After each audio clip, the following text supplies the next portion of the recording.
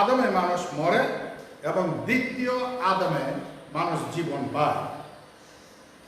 মানেটা কি?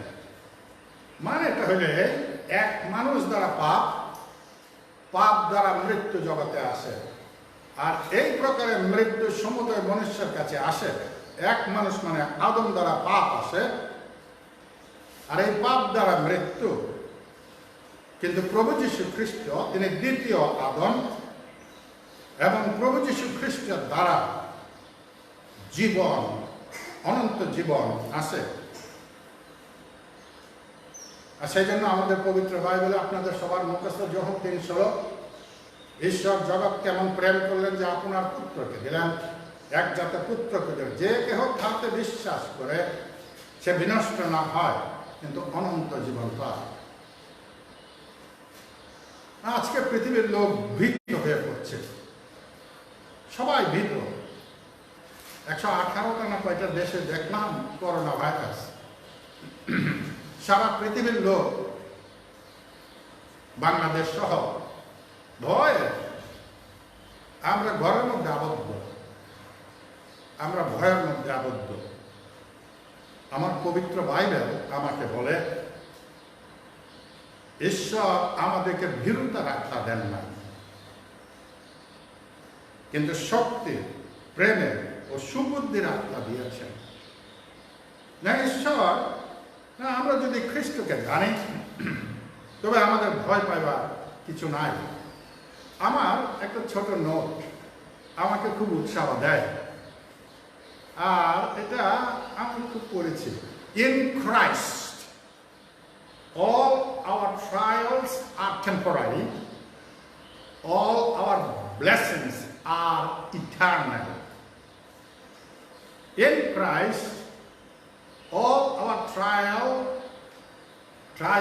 are temporary. এখন পৃথিবীতে যতদিন আমরা আছি, রোগ ব্যাধি মৃত্যু অভাব অনাটন, these are temporary, ক্ষণস্থায়ী। But all our blessings are eternal. আমাদের সমস্ত আশীর্বাদগুলো চিরকালের জন্য। আমরা যারা খ্রিস্টকে জানি না, আমরা প্রেরিত পৌল বলেছেন ঈশ্বর ভীরুতার আত্মা দেননি, কিন্তু বুদ্ধির আত্মা দিয়েছেন। করোনা ভাইরাস হয়েছে না, আমি কি রাস্তায় হাঁটবো? অফকোর্স না, আমাকে সরকারের নিয়ম পালন করতে হবে, ঘরের মধ্যে থাকতে হবে, বুদ্ধির আত্মা দিয়েছে। কিন্তু আমি মরবো না, এই চিন্তা থাকা উচিত না। প্রেরিত পৌল বলেছেন আমি খ্রিস্টের কাছে গিয়ে আরো বরং তাড়াতাড়ি যেতে, আমার পক্ষে জীবন খ্রিস্ট, মরণ লাভ। আপনি যদি যীশু খ্রিস্টকে জানেন, ধার্মিক গণের মৃত্যু সদাপ্রভুর দৃষ্টিতে বহুমূল্য। আপনি যেখানেই থাকেন না কেন, আমি শুনছি সৌদি আরবের বাদশা রাত প্রসাদ ছেড়ে দিয়ে মক্কার থেকে এখন মদিনায় চলে গেছেন ভয়ের চোটে, যদি মারা যান, যদি রোগ ধরে। কিন্তু আমার বাইবেল ধরে যদি আমি ঊর্ধ্বে যাই, যদি পাতালে নিচে নামি, যদি অরণ্যের পক্ষ অবলম্বন করি, যেখানেই যাই না কেন তোমার হস্ত আমাকে ধরবে। আমাদের সবচেয়ে বেস্ট হলো এই, আমাদের জীবন প্রভুর কাছে সমর্পণ করে এগিয়ে যাও না। প্রথমত হলো, অনেকে বলেন কোনো পুনরুত্থান নাই। আমার দ্বিতীয় বিষয় হলো, প্রেরিত পৌল বলেছেন যে প্রথম করিন্থীয় 15:14 যদি খ্রিস্ট উত্থাপিত না হইয়া থাকে তাহলে তো আমাদের প্রচার বৃথা, তোমাদের বিশ্বাসও বৃথা। খ্রিস্ট তিনি যদি উত্থাপিত না হইয়া থাকেন তবে প্রেরিত পৌল শিষ্যরা কেন এত প্রচার করে গেলেন? কেন স্টিফান খ্রিস্টের জন্য জীবন দিলেন? কেন আছে হাজার হাজার কোটি কোটি লোক যিশুর কথা প্রচার করে বেড়াচ্ছে? বিলি গ্রাহাম তার সারা জীবন ঈশ্বরের কাজ করেছেন। কেন কেন তাদের প্রচার কি বৃথা? প্রেরিত পৌল বলেছেন মৃতগণের যদি পুনরুত্থান না হয় তাহলে তো আমাদের বিশ্বাস বৃথা। আজকে খ্রিস্ট যদি পুনরুত্থিত না হতেন আজকে আমি এখানে আসতাম না এবং আপনারা আমার কথা শুনতেন না। খ্রিস্ট তিনি পুনরুত্থিত হয়েছেন, আর তাই স্বাধীনভাবে স্বেচ্ছায় সাহসের সঙ্গে তারা শিষ্যরা প্রচার করেছেন। যিশু উত্থাপিত হবার পর প্রেরিতদের কার্যক্রম 2:32 তিনি এই কথা বলেছেন, এই যিশুকে ঈশ্বর উঠাইয়াছেন, আমরা সকলেই এই বিষয়ের সাক্ষী। প্রেরিত পল তাড়নাকারী ছিলেন, কিন্তু খ্রিস্ট উত্থাপিত পুনরুত্থিত হবার পর, দর্শন পাওয়ার পর তিনি পৃথিবীতে শ্রেষ্ঠ প্রচারক হয়েছিলেন। সুতরাং আজকে আমরা যে বাইবেল পাঠ, গান, প্রার্থনা করি, খ্রিস্ট যদি উত্থাপিত না হয়ে থাকেন সমস্ত বৃথা। অফকোর্স খ্রিস্ট উত্থাপিত হয়েছেন না। প্রেরিত পল আরো তিনি বলেছেন, তোমাদের বিশ্বাস বৃথা। আমি জানি আমাদের যারা আজকে হয়তোবা আপনারা যারা আমার কথা শুনছেন, আপনারা অনেকে খ্রিস্টান পরিবার থেকে আসেন না। কেন আপনি আসছেন? কেন আপনি আসছেন? কারণ এটা কারো প্রচারের জন্য নয়, না হয়তো কেউ আপনাকে সাহায্য করেছেন, কোনো পালক বা প্রচারক বা অন্য কেউ আপনাকে সাহায্য করেছেন, কিন্তু মনে রাখেন খ্রিস্টের the power of his resurrection. Romeo 1:4 আজকে আপনি খ্রিস্টের কাছে আসছেন, এটা খ্রিস্টের পুনরুত্থানের পরাক্রমের জন্য আপনি আসছেন। কখনো খ্রিস্ট যদি উত্থাপিত না হইতেন, খ্রিস্ট ধর্ম বিস্তৃত লাভ কখনোই করত না। আর এখানে পরিষ্কার লেখা আছে, খ্রিস্ট উত্থাপিত হইয়াছে। সারা বিশ্বের লোক খ্রিস্ট যদি উত্থাপিত না হয়ে থাকেন বৃথা বিশ্বাসী হয়েছেন। থোমা যখন বিশ্বাস করতে চায়নি, যিশু যখন উঠেছেন সেই দিন পুনরুত্থানের রবিবারের সন্ধ্যাবেলায় যিশু শিষ্যদের সঙ্গে দেখা দিলেন আপার রুমে। সেখানে থোমা ছিলেন না, থোমা বিশ্বাস করেন না। থোমা কি বলেছিলেন? আমি তার হাতে আমার আঙ্গুল দিতে চাই, তারপরে বিশ্বাস করব। ঠিক তারপরে রবিবার যিশু আবার আসলেন এবং এসে প্রথমে এবং থোমা তোমার হাত বাড়িয়ে দাও, আমার দিকে দেখো, এখানে হাত দাও। থোমা তখন কি বলেছিলেন? ঈশ্বর আমার প্রভু। যিশু কি বললেন? তুমি দেখিয়াছ বলিয়া বিশ্বাস করিতেছ, ধন্য যাহারা না দেখিয়া বিশ্বাস করিয়াছে। আমি ধন্যবাদ দিচ্ছি আপনারা যারা খ্রিস্টান পরিবার থেকে নয়, অন্য জায়গা থেকে আপনারা এসে খ্রিস্টকে গ্রহণ করেছেন, আপনারা বিশ্বাস করেছেন, আপনারা যিশুকে দেখেন না। এবং যারা খ্রিস্টান পরিবারে তাহাও আপনারা দেখেন না খ্রিস্টকে, কিন্তু ধন্য তারা যারা না দেখিয়া বিশ্বাস করিয়াছে। আজকে পৃথিবীতে মণ্ডল স্থাপিত হচ্ছে, নতুন নতুন লোক যিশুর কাছে আসছে। কিভাবে? এইগুলো সমস্তই পুনরুত্থানের শক্তি।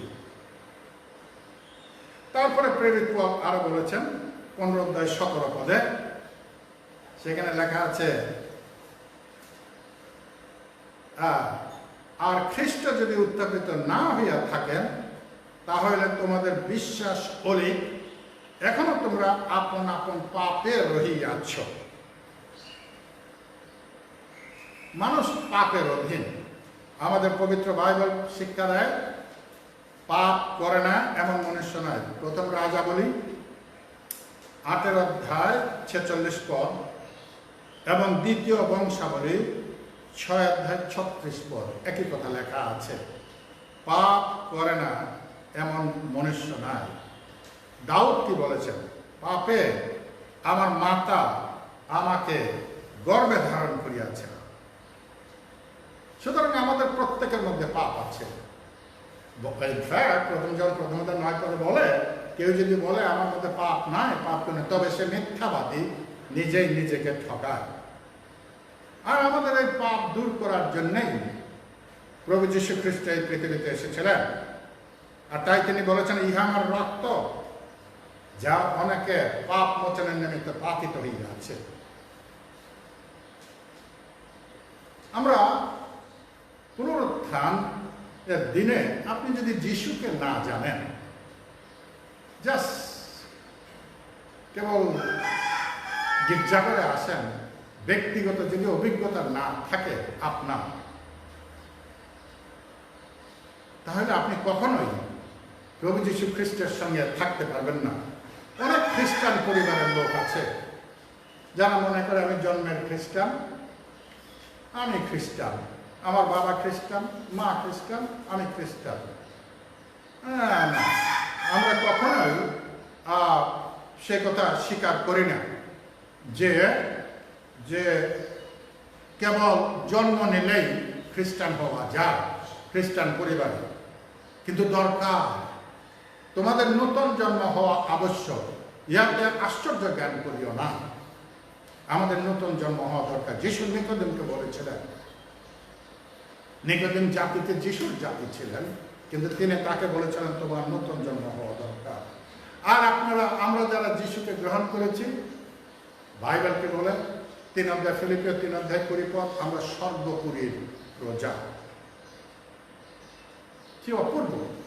আমাদের সমস্ত পাপ, বাইবেল আরো বলে, রোমিও 8 অধ্যায় 1 পদে লেখা আছে, there is no condemnation to them those who are in Christ। যারা খ্রিস্টে আছে তাদের প্রতি কোনো রকম শাস্তি, দণ্ডাজ্ঞা নাই। কারণ ফলত কেহ যদি খ্রিস্টে থাকে, নূতন সৃষ্টি হইল। প্রভু যীশু খ্রিস্ট, আমরা যারা খ্রিস্টকে গ্রহণ করেছি, আমরা পাপের অধীন না। না, পাপের অধীন না মানে কি? আমাদের মধ্যে পাপ আছে, কিন্তু আমরা পাপে পড়ে থাকি না। আপনি যদি কোনো পাপ করে আনন্দ পান, বুঝতে হবে আপনি খ্রিস্টকে গ্রহণ করেন নাই। আপনি যদি কোনো একটা চুরি করেন, একটা মিথ্যা করেন, একটা ব্যভিচার করেন, একটা অন্যায় করেন, করে বাঁচলাম, কেউ তো দেখলো না, যদি এই মনোভাব আপনার মধ্যে হয়, আপনি এখনো পাপে রইয়াছেন, খ্রিস্টকে এখনো গ্রহণ করেন না। কিন্তু যদি অনুতাপ করি, বুঝতে হবে আমরা পাপ করি, পাপ করার পর যদি আমরা বুঝি না না না না আমি ভুল করেছি, আমার উচিত হয় নাই, আমি ক্ষমা চাই, প্রমাণ করে আপনি খ্রিস্টকে জানেন।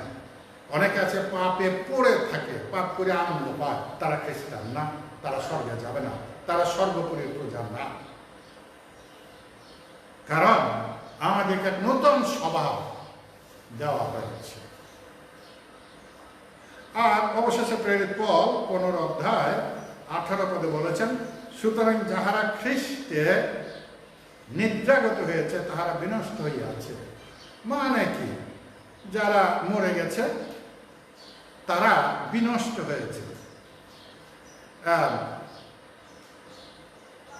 না, মানুষ আজকে ধর্ম পালন করে পরিত্রাণের জন্য, মানুষ ধর্ম পালন করে পরকালের জন্য। না, আমরা নিয়ম মাফিক গির্জা করতে চাই না, ঈশ্বরের উপাসনা করতে চাই না। কেউ কেউ আছে অমুক সময় যাইতে হবে, অমুক সময় যাইতে হবে, তমুক সময় যেতে হবে, ঠিক আছে, তাদের ব্যাপার। কিন্তু আজকে আমরা খ্রিস্টকে ভালোবাসি, আমরা তার বাক্য ভালোবাসি, সেজন্য আমরা গান প্রার্থনা করি। অনেকে গির্জায় যেতে পছন্দ করে না। আমার খুব ভালো লাগে নাটোরের কথা। ডাক্তার টমিওকা আধা ঘন্টা 45 মিনিট আগে একা একা গির্জায় যান। সেখানের পালক, কেউ আসার আগে পালকের স্ত্রী প্রথমে গির্জাঘরে যে সব দেখে, সব অপেক্ষা করে, লোকেরা নীরবে সেখানে থাকে। না, আপনি যখন ম্যাট্রিক পরীক্ষা দিতে যান, 10টায় পরীক্ষা হলে 9টার আগে তো যে গেটে দাঁড়াই থাকেন, কিন্তু যখন গির্জা করে আসেন তখন সবার শেষের দিকে কেন আসেন? এতে প্রমাণ করে খ্রিস্টের প্রতি আপনার ভালোবাসা নাই। আপনি খ্রিস্টকে ভালোবাসতে হবে, প্রথম স্থান তাকে দিতে হবে। অনেকে গির্জাতে চাঁদা দেয়, যে নোটটা বাজারে চলে না, 10 টাকার নোট, যেটা প্লাস্টিক লাগানো, মাসালা নেয় না, গন্ধ, তারা গির্জার সময় আসলে কোন রকমে গির্জাতে চাঁদা দিয়ে দিল, যিশু তুমি চালাইয়া নিও না। প্রমাণ করে আপনি ঈশ্বরকে ভালোবাসেন না। এগুলো সাক্ষ্য দিচ্ছে আপনার জীবন কিরকম। আপনি খ্রিস্টকে তো ঘুষ দিতে পারেন না, ঠকাইতে পারেন না। আমরা বিনষ্ট হয়েছি যদি খ্রিস্ট পুনরুত্থিত না থাকে। মানুষ আজকে ধর্ম পালন করে পরকালের জন্য। বর্তমানে ধর্ম মানুষের পেট ভরায়, আমাকে আপনাকে পরিশ্রম করতে হবে। স্তেফান তিনি সাক্ষ্য দিচ্ছিলেন, স্বর্গ খোলা, মনুষ্যপুত্র ঈশ্বরের দক্ষিণে উপবিষ্ট। তারপরও কি আমরা বলবো যারা নিদ্রাগত তারা বিনষ্ট হয়ে আছে? আমি কয়েকজন বিশিষ্ট প্রচারকের জীবন আমি পড়েছি, এবং তারা কি বলছেন, আমি এক পা স্বর্গে দিয়েছি, আর এক পা এখনো রয়েছে, আমি যাচ্ছি। আপনি কোথায় যাবেন? আপনার মৃত্যুর পর আপনার নিশ্চয়তা কোথায়? প্রেরিত পল তার জীবনের শেষের দিকে এসে এই কথা বলেছিলেন, আমি দৌড়িয়েছি, বিশ্বাস রক্ষা করিয়াছি, আমার নিমিত্ত ধার্মিকতার মুকুট খোলা তোলা রহিয়াছে। আমরা যারা খ্রিস্টকে জানি আমাদের ভয়ের কারণ না। পুনরুত্থান আছে বলে যারা খ্রিস্টে মরেছে তারা কখনো বিনষ্ট হয় না। শেষ কথা বলতে চাই, প্রেরিত পল বলেছেন 15 অধ্যায় 19 পদ, প্রথম করিন্থীয়, শুধু এই জীবনে যদি খ্রিস্টে প্রত্যাশা করিয়া থাকি তাহলে আমরা সকল মনুষ্যের মধ্যে অধিক দুর্ভাগ্য। আমাদের প্রত্যাশাটা যদি বৃথা হয় তাহলে সকল মনুষ্যের মধ্যে আমরা দুর্ভাগ্য। খ্রিস্টীয় মণ্ডলীতে প্রেরিত পল 4 অধ্যায় 13 পদে তিনি এই কথা বলেছেন, আমরা অন্য লোকের মতন দুঃখার্থ নই। কেন আমরা দুঃখার্থ নই? কারণ তাদের প্রত্যাশা নেই, কিন্তু আমাদের আশা। আমরা সারা জীবন, আমাদের এই পৃথিবীতে আমি আপনি কয়দিন থাকবো জানি না, আমাদের জীবন শেষ হবে, কিন্তু আমাদের আশা। প্রেরিত পল কি বলেছেন, আমি তাহার কাছে যাহা গচ্ছিত রাখিয়াছি তাহা তিনি আমাকে দিতে সমর্থ। আমরা চেষ্টা করি আমাদের জীবন দ্বারা প্রভুর কাছে কিছু গচ্ছিত রাখতে। ঈশ্বর আমাদেরকে কেবল চাকরি করার জন্য, এখানে একটু খাওয়ার জন্য, এই সংসার করার জন্য পৃথিবীতে আমাদেরকে পাঠান না। তার মহৎ উদ্দেশ্য আছে, সেটা আপনার জন্য কি আমি জানি না, কিন্তু প্রথমত তাকে জানতে হবে। আমাদের প্রত্যাশা, প্রেরিত পল বলেছেন, আমার পক্ষে জীবন খ্রিস্ট, মরণ লাভ। আমার যিশু কি বলেছেন, আমি যাই তোমাদের জন্য স্থান প্রস্তুত করি, যেন আমি যেখানে থাকি তোমরা সেখানে থাকতে পারো। প্রচন্ড দুঃখ কষ্টের সময় শরীর যখন পোকে কাটছিল তখন ইয়োব তিনি এই কথা বলেছিলেন, though after my skin wormeth destroy this body, yet in my flesh shall I see God. আমার দেহটা পোকা কাটছে, আমার শরীরটা চলে যাচ্ছে, yet in my flesh shall I see God. কিন্তু আমি ঈশ্বরকে দেখব। এই জীবনে আপনার দুঃখ কষ্ট অভাব অনটন যাই থাকুক না কেন, আমাদের এই জীবনের trial in Christ, all our trials are temporary, but all our blessings are eternal. আমরা কেবল এই জগতের করোনা ভাইরাসের দিকে দেখবো না, না না, আমরা ঊর্ধ্বের দিকে দৃষ্টি থাকবো। আমি গেলাম সব মূল্য কি হলো না, না, আমরা এইদিকে লক্ষ্য রাখবো না। বুদ্ধির আত্মা দিয়েছেন, নিশ্চয় বুদ্ধিপূর্বক চলবো, কিন্তু মরলাম না, বরং আমাদের আশীর্বাদ প্রভু তিনি জানেন যে তা যিশায়া বলেছেন, তোমার নয়ন জগৎ স্বীয় সৌন্দর্য বিস্তৃত রাজাকে দর্শন করবে। যোহন বলেছেন, তিনি যখন প্রকাশিত হইবেন আমরা তাহার সমরণ করব। সুতরাং আমাদের প্রত্যাশা ধ্বংস হয় না, বরং আমাদের প্রত্যাশা দিন দিন উজ্জ্বল হচ্ছে। আর যতদিন যাচ্ছে আমরা যেন খ্রিস্টের দিকে আরে এগিয়ে যাই। ইনমাইয় গ্রামে যাওয়ার সময় দুই শিষ্যের কাছে যিশু নিজের পরিচয় দিলেন। পরে এই দুই শিষ্য অন্য শিষ্যদের কাছে গিয়ে বলেছিলেন, প্রভু নিশ্চয়ই উঠে আছেন, the Lord is risen indeed. খ্রিস্ট উত্থাপিত হয়েছেন। ঈশ্বর আপনাদের আশীর্বাদ করুন। আসুন আমরা আরেকটা গান করে শেষ করি। আমাদের